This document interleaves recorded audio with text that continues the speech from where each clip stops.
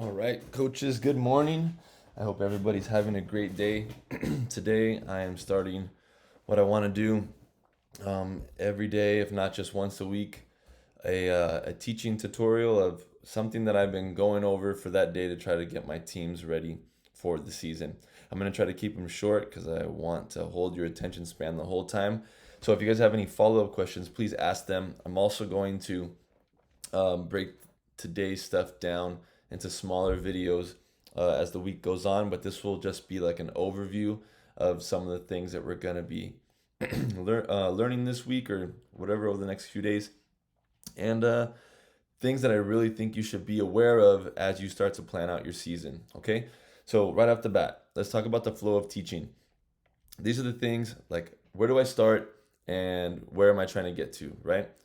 So these things can get a little weird, but just stick with me in the beginning, right? So the flow of teaching needs to be fundamentals, then ball control, serve and pass, defense, offense, systems, and then protocols.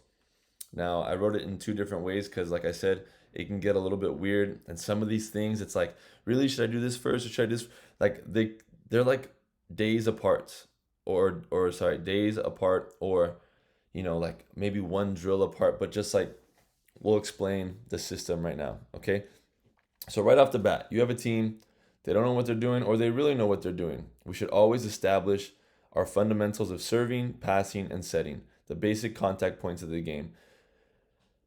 When teaching passing, right, we go straight to forearm passing. But if you look at like a little kid learning how to play the game, the first thing they go to is like an overhand pass or a set kind of motion, right? So we want to make sure that we throw that in there because we might not be forearm passing right away. We might want to go overhand passing right away and setting and just talking about taking the ball above our head. That's not a bad thing to learn right off the bat. It's not in the norm. I haven't seen it done much, but I really think that strategically it makes sense. Fundamentally, if you watch someone that doesn't know how to play the game, they like to take the ball overhand. It's an easier thing to understand than making a platform and angling your platform. You just put your hands above your head and push that ball back up. We're not really worried about doubling when it comes to receiving a pass with our hands. The only thing we might have to worry about is strength in receiving with our hands, which is why I was always told not to teach overhand passing in the girls' game right away. But then over the times, I've seen a lot of girls be able to take balls overhands with their heads. So I just think that that's a load of crap. And this will be a year one of us trying this out. So I hope somebody takes it on to be like, I'm going to teach overhand passing right out the bat and setting and just getting that done right away. But overall, we sum this section up as we need to have the fundamentals of serving, passing, and setting. Once we know those fundamentals, we can start to get into the two avenues that we really need to have down. And these two are two of the ones that I think can go together, which is ball control and serve and pass. We need to get the serve and pass game down right out the bat, and we need to have ball control. Excuse me. If you're in a beginning tournament, right? Let's say you're playing against a bunch of other teams who are at the bottom, right? Let's say you're a team that's new and you're starting off at the bottom of the rankings. You're going to be with a bunch of other teams that are starting out too. And yes, some of the teams are going to be able to hit, and they're going to be able to set. But like we all know, 70% of games are won based off of which team has a better serving and passing squad. So we want to make sure that we're the best serving and passing team in that first tournament. If you can do that, it doesn't matter if the other team can pass. If the other team can set or hit, because we're just going to ace them off the court and we're going to keep their balls off the floor on our side. So, for example, you get an ace, then they're serving, and then we're able to pass it and at least just keep the ball controlled and over the net. And they're making hitting errors. They might get some kills, but for the most part, we're gonna serve and pass better than them and get tons of points doing that. And we're gonna be able to keep the ball alive, even if it's just passing and setting over the net. We're gonna win. So I know it's not like the ideal pass, set, hit volleyball game like we're used to, but it's an easy way to win the game. I know we want to hit, I know we want to block, and want to do all the fun stuff of running systems, but if the initial goal is to win and work our way up the rankings while segmenting how we're going to get better as the years go or as the season goes on, we got to start strong and really focus in on one area, which will be fundamentals of serving, passing, and setting, and ball control and serve and pass. Okay. Once we get that down, we're locked in. We have our serve and pass line down. We're winning the first and second, maybe just the first tournament. We can start to move on and go into the fundamentals of defense and hitting, but not until we feel like my passing line and my serving line are down. The reason why I'm saying this is because I've seen a team go all the way to like tournament 3, almost getting to the top of, like, let's say it was 12s, I think 12s or 13s, getting to the top of their league or their division just by doing serve and pass alone. And teams were mad because they were just getting ace off the court. So we just got to establish that one out like sound. Don't move past it until it is fundamentally sound and solid. Then we want to get into fundamentals of defense and hitting. Um, Hold on, let me make a correction here. So now we got to think about it. Okay, we're at tournament 3. Your team is really good at serving and passing. We've gotten past all the teams that can't serve and pass well, and now we're at a squad where they can pass and they can serve well. Now what do we do? Okay, well now we need to step up our game and we need to beat this team out on a separate front. So the next thing that we need to be good at is defense. I know you might think offense first or defense. This actually comes down to coaching philosophy. Do we want to stop them from getting points more, or do we want to focus on getting points ourselves more? They kind of go hand in hand. I suggest just teaching both. In my eyes, I want to be able to stop the other team first, and then leaving them room for error. I feel like if I can keep the balls off the floor on my side and just keep the ball control, the other team is going to make errors. Um, and give us more opportunities to score points that way, and then establishing an offense for us to get points. But again, like I said, these things go hand in hand. You could teach them at the same time, right? Like, I think it's a big deal that our hitters are capable of pushing our defenders to get better. So again, being able to now stop them from getting points while also getting points on our side.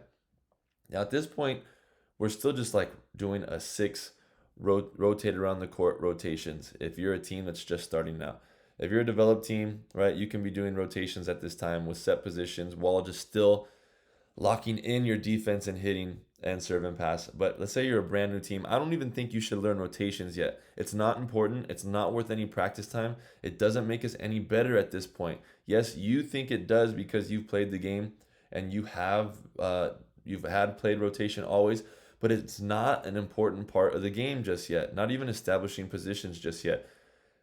We do it in this order till we get here where we're really good at defense and hitting and serve and pass, to where now we can establish positions and be like, okay, who are my best hitters on the left side? Who are my best options for opposite? Who are my fastest and um, most dynamic players that can stay in the middle? Who's like got the hands for setting?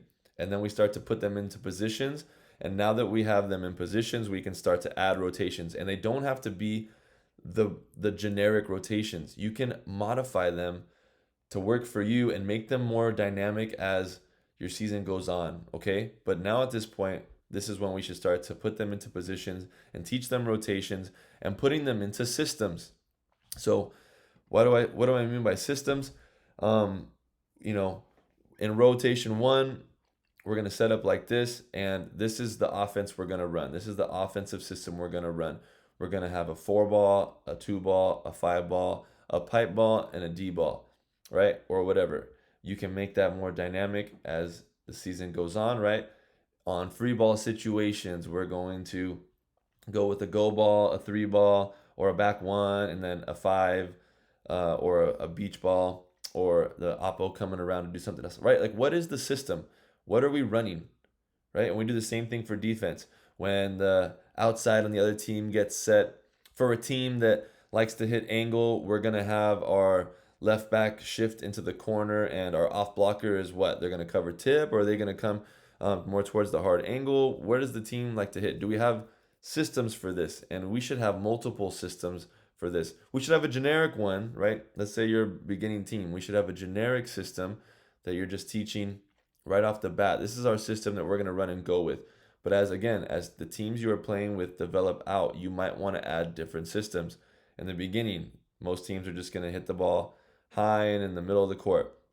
But what about when you get deeper into teams? What is our system for when a hitter is hitting hard, hard line, like on the line, high over our block, um, or I should say, I shouldn't even say high overall block. Let's just say they're hitting line.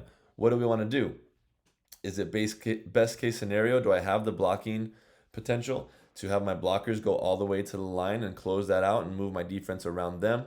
Or do I want to just block angle and move my back row defenders around around the vulnerable spots to pick them up that way? So what again, one of the things that we're going to talk about around the week is who do I have in my arsenal? What kind of team do I have? What are their strengths and weaknesses, and how can I use that to create the best systems? Okay, so now we've set systems for offense and defense. We're gonna want some other systems that I wrote down in another sheet that's in here somewhere. Whatever. We'll get to that tomorrow. But there's a ton of systems that we could talk about. What are we doing for our defensive system? What are we doing for our offensive system? What are we doing when the opposition is an out of system? What are we doing for a free ball? What are we doing when we're an out of system? And so on and so on. So we'll talk about more about systems later. But the general idea is just start off with the three. Sorry, I should say four. What is our general offensive system? What is our general defensive system? What is our free ball system? And how do we want to transition between systems, right? We're at the net blocking, and then we dig the ball, and then we have to transition out into an offense. So how do we transition systems? Once we've established our systems, I need you guys to go into protocols, right? So what are protocols? Those are very specific things. What do we do if this happens, right? If then statements, right? So protocols are basically, we can just call them, they're not always, but let's just say, for example, if they're if then statements, right? So for example, if a ball goes between, like let's say it's a free ball, right? It's a free ball. How do we go into our system, and then it should be libero and back row outside or splitting the court. Who takes that ball if it's right in between the two, right? And that should be a very obvious answer. If a free ball is put, so right, if a free ball is put in the court between the libero and the back row outside, the libero takes the ball and the outside gets ready to hit a pipe or a bic, right? So that should be a protocol. If a ball is overpassed between a middle blocker and an outside playing left front, who should either take that ball or hit that ball, right? Well, we're going to say that it's the person whose hitting arm is nearest it. So if the ball is passing between those people, my middle is probably right-handed and my outside is probably right-handed. I want it to be the outside that hits that ball because it's over their hitting shoulder. So just establishing protocols and really diving in on the silly mistakes that happen, right? Like balls landing in the court and we're just like, what the heck? We're like losing our mind as a coach. Instead, we should just be thinking, okay, that's a me problem. I didn't teach them what to do in this situation. Let's note it as something that needs a protocol, and then we'll deal with it in practice, right? And then once we start to like really iron out all the different little protocols, from there on, your season should be locked in and you're just focused on growth. Lots of 6-on-6 stuff, pushing them to be better, putting them in stressful situations, stressing them out in good ways. Right? Growth and stressing them out in good ways, right? How can I really push these guys to win in tough situations? Because at this point, if the plan is working and you're growing and you guys are just ranking up and up and up, your competition is getting really hard. The pressure is getting a lot higher. And God, ways. The pressure is getting a lot stronger. And we really got to get them comfortable with that pressure, right? And it's not going to happen with quote unquote game like drill, like generic game like drills. Yes, 6-on-6 is fun, but it's slow, and we all know that it's not the same thing as the pressure of a game. So how do we stress them out even more, right? We have drills like chaos ball and like one serve, two free balls serve, or USA. Like how can I stress them out to where they're just like looking left and right, what's going on? How do I win in this situation? Type of stuff. Like really just stressing them out. I think the point's made, right? So that's the flow of teaching, okay? Now let's go into the fundamental skills as a whole, right? What am I, and I wrote just these things out. Oh, there was the systems right there the whole time. These are just writing them out, and like maybe you want to change this up, or like I said, some of them are like they cross over each other. What am I actually teaching throughout the year, right? What do I need to have in a practice plan at some point? And it might not even be this season, right? Coach Charette from Long Beach City College always tells me, like, when we have lots of talks about how to be a good coach, and he's like, we could talk all day about what needs to be taught first and last, but the reality of it is we have a swimming pool of information that we need to teach these kids, and we have the pace of an IV drip able to teach them it, if that makes sense, right? So we have so much to do, and they're only able to learn a droplet at a time. So these are just the things that I want you to keep in your mind, and like, what should I, like, my team really needs to learn this thing, and how am I going to teach it to them uh, through practice planning, right? And these are going to be some of the fun conversations we get to have, like down here. Um, let's look at like opportunity awareness. What the heck is that? And how am I going to get my girls to do it, right? So we're going to do a brief overview of this stuff right now, and we'll talk about it more deeper as the week goes on. So, right off the bat, what are our fundamental skills, guys? Everybody should know this. There's the 6 skills, the physical skills of volleyball: serve, receive, passing, and free ball passing, setting, serving, hitting, floor defense, and blocking. Right? We all know the general aspect of those things. Like I said, free ball passing and serve, receive, passing, setter, setting, setter out of system setting, non-setter out of system setting, and that becomes everybody, like back row out of system setting, front row out of system setting, where a middle or an oppo or an outside is setting that ball from the front row. What do we want to happen in those situations? Those are things that you want to develop out into your protocols for sure.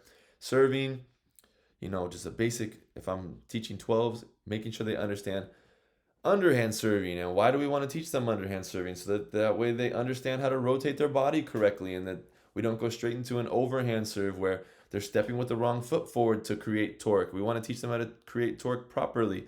So we start with the underhand serving, and they understand driving that hip through the punch under the ball to get that ball to go over the net, and then converting that into an overhand serve, and then converting that into a really good low and powerful float serve, and then converting that into a jump float, and then converting that into being able to make it look like the ball is going to do one thing and then it drops, or the ball is going to carry high and make it look like it's going out and then drop into the back line, right? And then really being able to be aware of who the weak passer is and serving that person, right? So we can develop that skill out into 100 different things.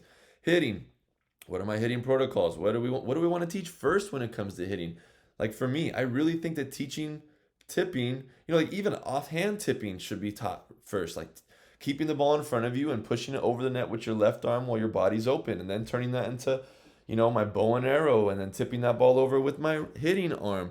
So that teaches me to first track the ball with my off arm, and then rotate my body and contact it at a high point in front of me with my hitting arm, and then turn that into just snapping my wrist, and then turning that into a really hard swing, and then turning that into hitting corners, and then turning that into, making it look like I'm going to hit the ball really hard, and then stopping at the top, and then just roll shotting into the donut, right? We can develop that out into a ton of different things. Tooling the block, right? We can go crazy into that arena. Floor defense, obvious one. There's like 700 different things we could talk about with floor defense and blocking. We won't even do a whole list of them. Okay, so that's our fundamental skills. So just starting to ask a ton of questions like that is how am I going to develop this out, and in what order to best set my team up for success. Like for hitting, it's probably my strong suit. Going straight into hitting right off the bat, there's so much room for error, and bad habits get created immediately. You're almost better off, like I said, tipping with your offhand. And it's like, what? That sounds crazy. Yeah, but you teach them to keep the ball in front of you, and that's going to save you a big headache later when you're talking about actually swinging hard for power, keeping the ball in front of them. So just thinking of the order in which you need to teach that stuff, okay? So now this is the systems that I was talking about earlier. We have so many different systems that we could be thinking about. Right off the bat, the ones that we were talking about up here are offensive systems. What are we going to do when we're in serve receive? What are we going to do when we're serving? What are we going to do when we're in serve receive and then they dig us? How do we go from being an offensive team to a defensive team? Are you keeping, in rotation 1, are you keeping your outside on the right side and your oppo on the left, or are they switching and getting ready to block cross court? So some of these things seem obvious to us as players, but we need to rethink them as coaches. What do I want them to do for a transition system? Free ball offensive systems. What are we doing when we're receiving a free ball? Are my front row outside and oppo just taking off? What is my middle doing? Are they, like, for my 15s team, my middle is transitioning um, off the net about behind the 10-foot line, but to the right side to get out of the lane of the big, but also to help cover the side of the setter transitioning and leaving early, right? Because an aggressive ball might be coming short, and I don't want them to try to take my setter out short on her way into the net. So my middle is going to go towards the right and be ready for that short ball, while my back row outside is shifting right deep to be able to get that other ball. Are my left and right wing hitters, are they just taking off in full transition, or are they kind of like, spider crawling back or just shuffling off at first to wait to see if a ball is going to come short to them before they really transition hard off the net, or they transition off hard right away? What do I want them to do? What kind of teams am I playing? What do I need to be prepared for? Out of system, offensive system. Some of these things are going to get hard to say. They're funny though. I just came up with like super easy names to say these things, guys. So out of system, offense system. So when we receive a ball, let's say it's either a free ball or a hit, and it's out of system, and my setter is going to be setting the ball off the net, what do I do in this situation? Do my hitters get farther off the net? Do they stay tighter? Like USC, one thing Daniel was telling me about USC is when they're out of system, they set tight and inside. I believe that's what he said, tighten inside and just kind of go for hands on the block. Or are we going high off the net? So my hitters need to really get off the net. Am I running a middle out of system? Is that something that I'm able to do? Am I able to set a three? Does my middle know that if the ball is dug off the net, she needs to go for a three? So what is my out of system offense system? There's my favorite. Opposition out of system defense system. I think I spelled system right here. I think I spelled it. Oh, these just look weird to me. So opposition out of system defense system. That's a fun one. So what is this one? This is when I hit a ball over the net, or our team hits a ball over the net, and they dig it off the net. And now I know what? They're not going to set a one. So what do we do? How does my middle react when they know that they're probably not going to set a middle anymore? Do I know who their primary hitter is? That's one of the things that we see down here later is we get to the next one is opposition primary hitter commit blocking system. So like, do I know that they have a primary hitter that my middle should start to shift over to, somebody that they always set when the ball is out of system? Are my defenders pinching in? Do they like to set the pipe out of system? Like, just what are we doing when the opposition digs a ball or passes a ball out of system? And is my team prepared to run something specific for when that's happening? Or do I even need it? I might not even need it. But if you're at a higher level, you're probably going to need it. And then, like I said, the next one, opposition primary hitter commit blocking system. What do I do when there's a go-to and they're setting that ball to that player 9 out of 10 times? What's my system, right? My middle is going to pinch over and we're going to commit on that girl, always having two up on her no matter what, being okay with the opposite only having one blocker, and my defenders know what to do.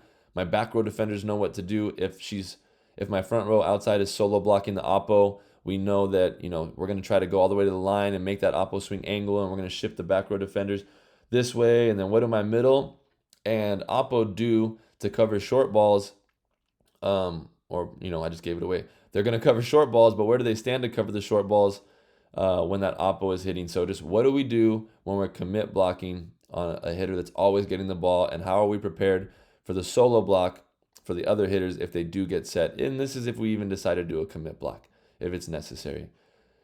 The next system or protocol, hierarchy of who's taking the ball, right? We talked about that already. Protocols. Who takes the ball when it's a free ball, going where? If it's short over here, like let's say you want your oppo to help in transition on a free ball, your front row oppo, and then your middle is also kind of going to that left short ball. Who should take that short ball? Well, probably, I don't know. It depends. If you want your middle to run, you're going to tell your oppo to take that ball. If you want your oppo to get to be more open because it might be out of system, you'll have your middle take that free ball. or shoot, have you even prepared your middles to be able to pass? That's something to consider when making these systems is, am I hindering my ability to have options because I'm not opening up my mind to the idea that middles should be able to pass free balls, right? So that's one thing on my team. I think it should be mandatory for all teams is everybody should be able to pass a serve, a free ball, and be able to set and hit. You never know who's going to have to do what, right? They should all be fundamentally sound in all the fundamentals. Um, even like in serve receive, if I've had teams where the girls can't really get up to the short ball, so my middle is passing short. Do you have that option, or are you hindering your middles and hindering your systems by not teaching your middles how to serve, receive, pass? And then we have who hits the overpass in between two blockers, which we touched on, and who sets when the setter digs to front row versus back row. Like is your middle setting the ball, or is it always a libero? What are we doing? Are we running? Are we running in system? Are we setting high balls out of system? What kind of plays are we running here? And then last but not least, what are our hitting priorities? What's your goal, right? First off, we have red light, green light, and yellow light sets. If it's a great set and you feel like you could bang it, go bang. If it is an okay set, or you feel like you're early or you're late, or the set was not where you want it to be, it's yellow light. Sometimes when you get to a yellow light, you feel like, you know what? If I just put my foot on the gas a little bit, I can get through this light. And then other times you're like, nope, there's no way I'm making it there on this yellow light. Let me slow things down and just, you don't want to stop, but you know what I'm saying. You want to slow things down and you want to put the ball into a good spot, right? And then red light, no way I'm hitting this ball. Keep it in the court, free it over, set it to the setter, try to hit a corner, try to pass it short and take out a front row hitter. So what are my hitting priorities outside of red light, yellow light, green light?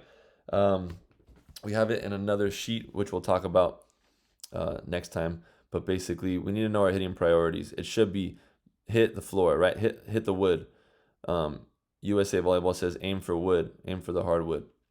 And then it's like take out the setter or tool the block, and then it just keeps going down and down to keeping them out of system or making it hard for them to just dig the ball and making things harder for them. And then last but not least, don't hit out, right? Keep the ball in play. So we'll talk about hitting priorities more for sure. All right, now we're going to go into team skills, right? We talked about fundamental skills, our system protocols, and these are kind of like team skills, but just, some more things to talk about. So this is more like mental skills, if anything. So what is our prep? Sorry, I meant to say post. Jesus.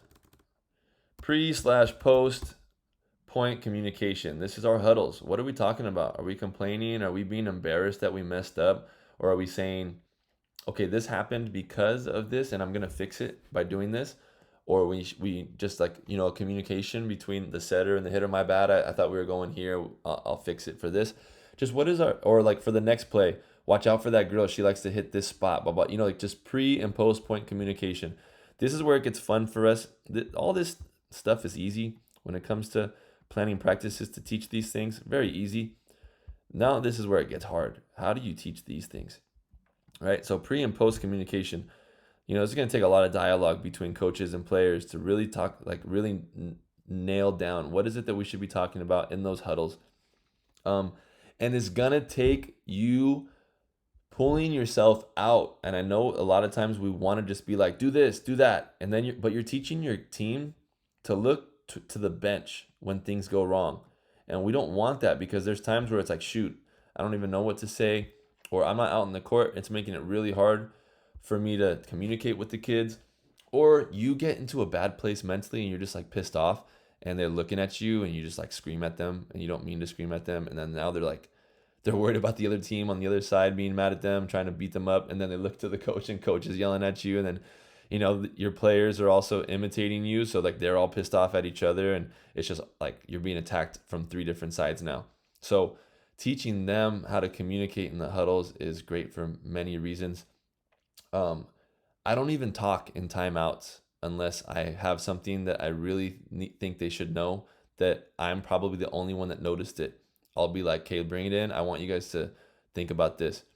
Um, but if I don't have something to say, I'm not going to talk. I'm just going to tell them to talk to each other. I'm going to leave them alone. I might like eavesdrop from the sideline to make sure that they're talking about the right things, and or course correct them if they're not. But for the most part, I want them to communicate as much as possible. I am not playing.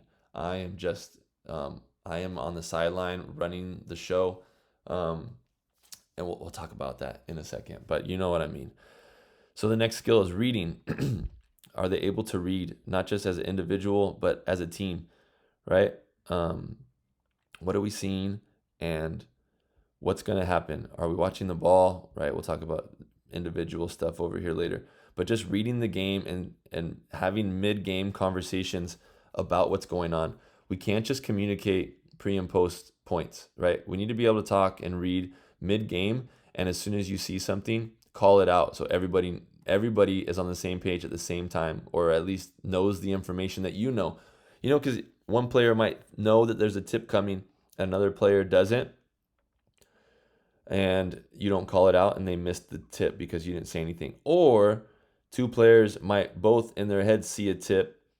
Or let's say, for example, let's do a better example. Let's say there's a blocker blocking and you're the left back defender, and you see the tip, but you don't say anything and you run towards it. But then that blocker reaches back because they don't hear you coming or even understand that you know there's a tip. So they reach back and then they shank the ball and you were right behind them. We've all seen that situation. So just knowing, like, you screaming out tip and I go, I got it, lets that blocker who can't see you know that you're there, and then we're all on a united front, which is like right here. It's a team skill to be united. It's a team skill to feel unity. How do you teach that, right? Well, through some of these things, we teach that. Nonverbal communication, not talked about that much, but there's this libero, this professional libero that I play with in the NBA. He plays on the Ramblers, and he's deaf. He played at Long Beach State, and he's completely deaf. And he always tells me, he goes, you know what? Verbal communication is overrated. I'm like, that's so funny because I understand exactly what you mean. There are times where more is being said from body language and just actions than what people's mouths are saying anyways. He goes, some people call the ball, but I can tell they're hesitant, that they're going to bail. So I just go anyways. I'm like, man, that's huge. So just making sure that your kids are aware of this. And how do you teach this? This is where, again, this is fun. How do you teach nonverbal communication? But they need to know that body language. If some, like, two players can't just run into each other. I know that, like, I know how to do it as a volleyball player, but I don't know I don't know how to teach it just yet, right? I'm going to figure this one out. It's going to be a fun experimental phase for me, is like when two players are running at a ball, knowing who's going to be the more dominant between the two, or who's like half a second earlier, and I should just stop running and let them take it. Or I can tell they're not going to get it, and I might know that I'm a little bit faster than that person, so I'm going to book it by them, and I'm going to take that ball because I know they're probably not going to get it, right? So just having fun with that. And then unity, how do I teach them to think as one and play as one, as a skill? Error recovery systems. What do we do when we make a mistake? How do we talk about that in post-point communication? Error recovery system. What is, each team could do it differently. I have a set one that I'll show you guys, but it's basically like eye contact, acknowledgement that I messed up and I will fix it. And then what do your teammates do when you're like making eye contact and you're telling them, don't worry about it, I got the next one, my bad. And what are they saying, right? Are they rolling their eyes and like not coming into the huddle, or are they clapping to you like, hey, no worries, next play, we got this. So what is our error recovery system when we make a mistake, so that we make sure that we don't lose our unity and that we're all like staying determined? Next, we have our individual mental skills. Reading. One thing that I have been saying a lot lately is don't be a ball watcher, be a body watcher. If you're watching the ball too long, you don't know what's going to happen. And reading is a skill all about being able to predict the future. If you know the best liberos in the world, when you ask them, how do you be a really good passer? Or how is it that you're such a good passer? They say, I know where the ball is going before it gets there, right? And I think we underrate this skill of reading, but we should be saying constantly to the kids, do not have your eye on the ball, have your eye on the bodies. Now, they should have their eyes on the ball sometimes, right? But it's not all the times. Let's talk about this. The generic one that most of the time we hear is ball setter, ball hitter. Eyes on the ball for a split second till you know where it's going. Then once you see that the setter is getting there, eyes on the setter. What are the setter's tendencies? What is her body language showing you? Then ball setter back on the ball. Where is that ball traveling? It's going left, but is it going to the 3 ball or is it going to the pin? And then as soon as you know where it's going, eyes on the hitter, watching that hitter's body language. Are they on time? Are they late? Are they putting out a hand to tip? Are they slowing down their arm to roll shot? Are they turning their body to try to hit the line? Are they getting their hand around the ball to try to go hard angle? Are we watching that, or are our eyes on the ball the whole time? So I think you should stick with the easy one, right? Ball setter, ball hitter, just like we described. But if you're playing against more complex teams, you got to make a more complex reading system. For us, it's before the serve, acknowledging where are your hitters, where are your primary hitters. Primary outside over here, watch her coming around. She likes to come around and run an X. Be aware of that. We're aware of our hitting options from the other team, and we're calling it out and we're reading it as a team. Then we're on the ball. Where is the ball being passed to? Okay, now that the ball has been served and the ball is being passed, just glance over at your hitter. What is your hitter doing? Is she creeping in like we're trying to run that X? And are we screaming it around? Are we screaming it out loud while the game is being played in the middle of a point? Watch that outside. Watch the outside coming around. And then our eyes are back on the setters. Our eyes are back on the setter's hands. Where is that setter? And what is she trying to do? Or what is he trying to do with that ball? Is he going to dump? Am I watching his offhand to see if he's going to try to put that ball over me? And am I jumping to block it? Or is he just tricking me and trying to pull me? And then he's going to shoot that ball outside. So what is the setter doing? And then once they set the ball, eyes on the ball. Once we know where that ball is going, eyes on the hitter. What is that hitter going to do with that ball? All right, then we go into awareness. And this is fun right here, right? How do you teach awareness, right? There's so much to be aware of. Self-awareness. Where are you on the court? Where am I going? What am I supposed to be doing in this moment? Court awareness. Where's my 10-foot line so I don't step on the line running a pipe? Where is the end line when I'm serving? No foot faults, man. We should know where the court is.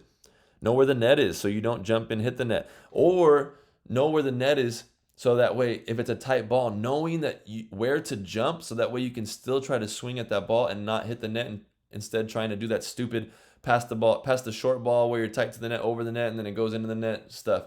Knowing how to just tip it over or how to step close far enough off the net so where you can just bang that ball still anyways. Team awareness. Where are my teammates? Am I supposed to be crossing in front of this person if a ball is in between us, or am I crossing behind them? As a middle, knowing where your setter is and helping her get a path to the net and not getting in her way. I see this a lot. My middles don't transition. I'm like, what the heck is wrong with you? I don't want to run into the setter. Okay, we need to work on your team awareness because you need to be able to transition without being afraid of that or knowing how to move around it. Opponent awareness. This is a whole section on its own. Are you aware and are we calling out their positions on the court? Where are they at? What does their setter like to do? What do their hitters like to do? Where do their servers like to serve? And what kind of serves are they? Where are point scoring opportunities? Are they really bad at picking up tips? Do they leave their left back corner vulnerable? Do they leave the donut vulnerable? Who, when they get hit at right away, they just shank the ball and I can just blast balls at them? Where are my mismatches on the block? Where's their small blocker versus my big blocker, or their slow blocker versus my big blocker? Is their middle blocker slow and they can't really get to a 3, but they're really good at blocking a 1? So I'm going to run fastballs around them. And then again, their blocker awareness. Who's really good at blocking on their side, and should I keep the ball away from my hitter that's matched up with that blocker, or should I put you know what I'm trying to say? Should I put someone in a different situation so that they don't get blocked? Or is it my blocks that I got to be aware of? There's a mismatch.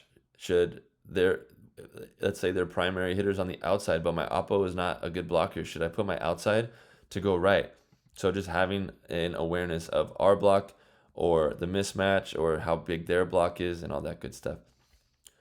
Weak passers or vulnerable passers or front row outside, right? So we should always go into this order. Who is their weakest passer? I'm going to serve them off the court if I can. If that's not an option, I'm going to look for the vulnerable passer. So who's leaving me a lot of space and it's going to be really hard for them to go get that ball, Or like, let's say for some weird reason, like Joseph's, they like to put the oppo to pass. I know the reason, but I'm just saying if that that passer might not be, like let's say it's an oppo who hasn't passed, but they're putting her in a passing line now. Like let's pick on that kid. They're probably vulnerable or in their head a little bit about it. So let's pick on them. Or let's say they're all really good passers. How can I serve the front row outside to take her out of system, or to make it harder for her to get out to hit a good ball? Back to regular awarenesses. Where's the ball and what is it doing? Opportunity awareness. What is open? Where is my opportunity to get a kill?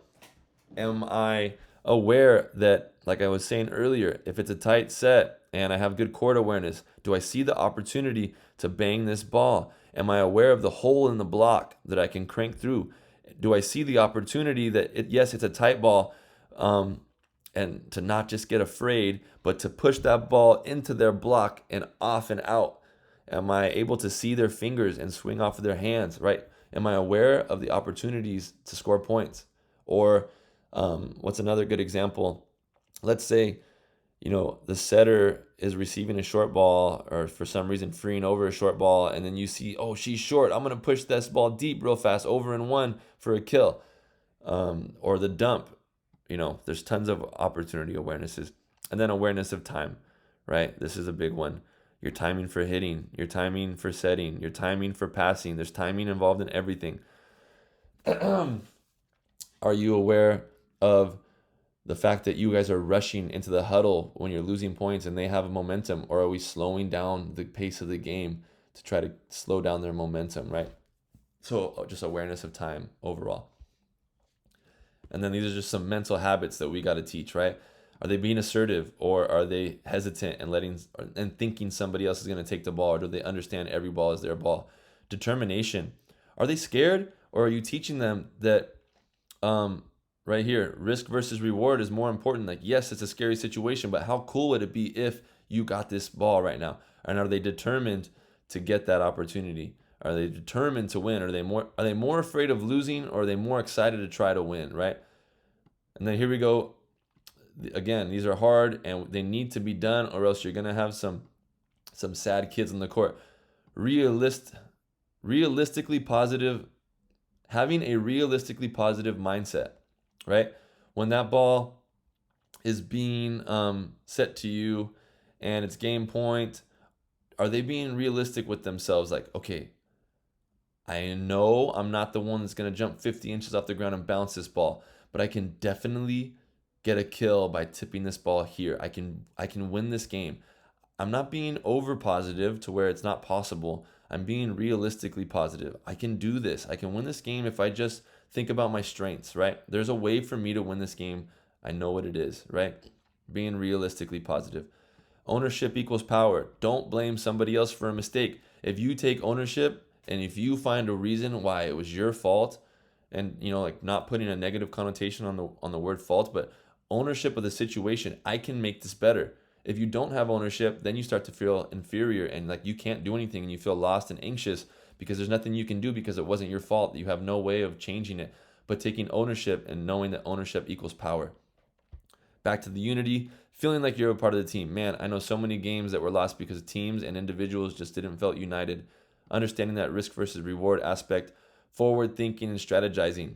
Am I going to get this point right now? Or like we were talking about, I'm going to bait and hook. I'm going to make it look like I'm going to tip short so that that way the right back pulls up, and then instead I'm going to push it deep behind them.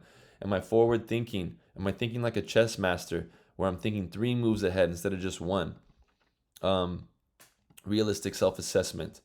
Do I know how to look at how I'm playing and find what I need to get better at, right? As a coach, we should be asking a lot of questions. What went wrong there? Are they able to tell me and know what went wrong there? And if not, how are we talking to them so that way we can help them have a better realistic self-assessment? And I mean realistic specifically because they'll just be like, oh, I just suck. Oh, I'm not good. It's like, no. Stop it with the dramatization. Realistically, how are you doing and what do we need to work on? And what do we need to now make the goal? Do we know how to goal set properly? Do we know how to goal set small, tangible ways so that we can slowly progress and get better? Do they understand that they're only going to get better at an IV drips pace for a swimming pool amount of information? And then again, the word realistic, self-reflection. You assess, you set a goal. How am I doing with that goal? How am I, like, these all go hand in hand. This is all like one skill. And then last but not least, the ability to handle sensory overload. You're in a tough situation. You're in a big match. 1,000 things are happening. The team you're playing is really fast. Am I able to take in all this information and play hard? Again, this is, as a coach, a goal to be able to put them in situations where sensory overload is happening and they have to survive, they have to win. Okay? But at the same time, as a coach, it's in here to prevent sensory overload. Are you also adding to this? Are you bombarding them with information while they're also playing in a game and now they're freaking out and getting to tears because there's just too much going on, and coach is telling me I got to snap my wrist, but I also got to work on my angles, and I also got to talk more in the huddles, and I also got to have a positive attitude even though she's yelling at me about it, So preventing sensory overload is probably a good thing for games, but teaching them how to handle the game's sensory overload at practice through drilling is a good thing, but not through coach yelling about it, right? I'm gonna make them have to play 5 balls out within a five, I don't know, not 5 seconds, but you know what I'm trying to say. Fast reps in tough situations, fast at practice, while I'm not saying much. So that way I make sure that I'm preventing sensory overload from my perspective. I don't want them to think that I'm the reason why they're stressed out, but the game's going to stress them out, and they know that I'm the person that they could go to kind of help them out. I'm not the reason for sensory overload, if that makes sense. So that's the individual mental skills. Now let's talk about, as coaches, what things that we have to be aware of and how things that we have to practice and implement into practice, so that way we're getting better and we're helping the team get better. So number one, preparation. Have a practice plan. Know what you're doing. Know why you're doing each drill. Know how you're going to make 1, 2, 3 of these things happen during a practice plan. Time management.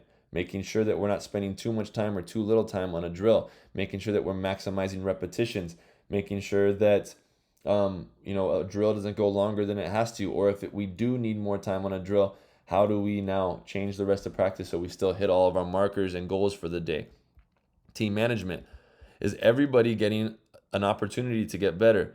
Is everybody getting their deserved playing time? Or is there some girl who you just haven't had eyes on and she should be playing more than you think? Or are we letting different groups of kids scrimmage things out in practice, so that you're seeing, like, yeah, maybe when she's with this girl, she doesn't look that good, but when these two girls are matched up, man, they're super on fire. Like, individually you wouldn't think it, but together, when they're playing together, they're on fire. So just having a good assessment of that, making sure that you know why people are playing, and that if a parent were to come up to you and say, what's going on, why isn't my daughter playing, you know what to say.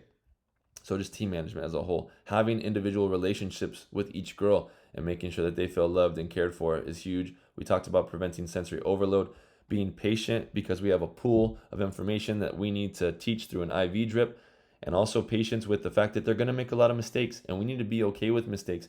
We need to create an environment that allows mistakes to be made, because 1 second we'll be like, the way to get better is to make mistakes and learn from them and be okay with making mistakes and not to worry about it and just think next point.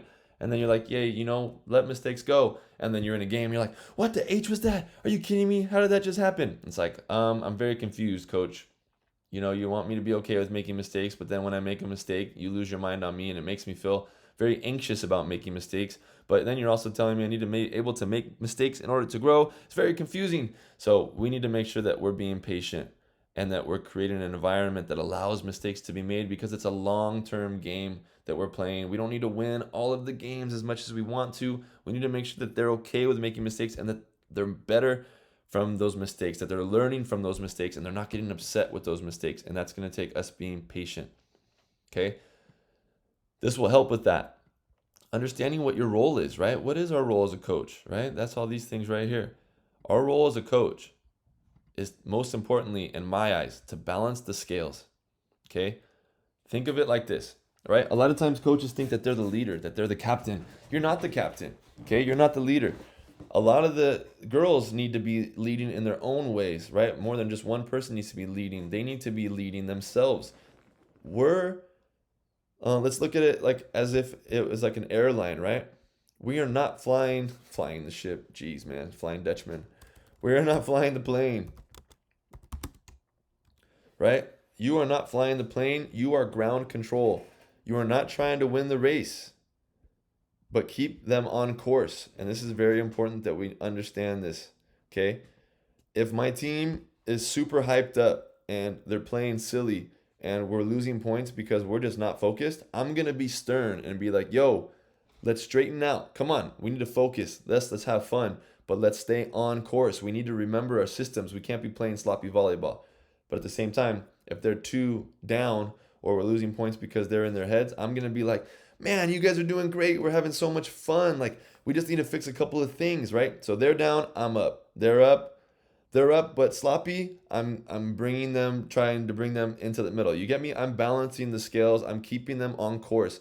If they win or lose, that's up to them. I can't really be on the court, and I can't get upset if they're making mistakes, because at the end of the day, I need to be okay with that. They're gonna do that. They're gonna have bad games just like we did. Our job is to teach them how to be better at managing those things. And we got to remember our job is not to just win the game, right?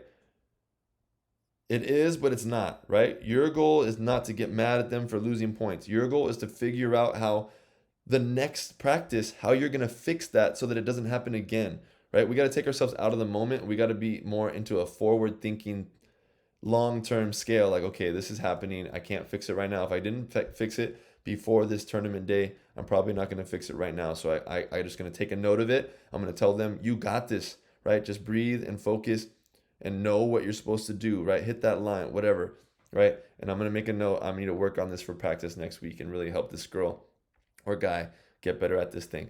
You need to be the reason they love the game, right? I hate hearing about some coaches that the girls have at high school and they're like, I'm miserable.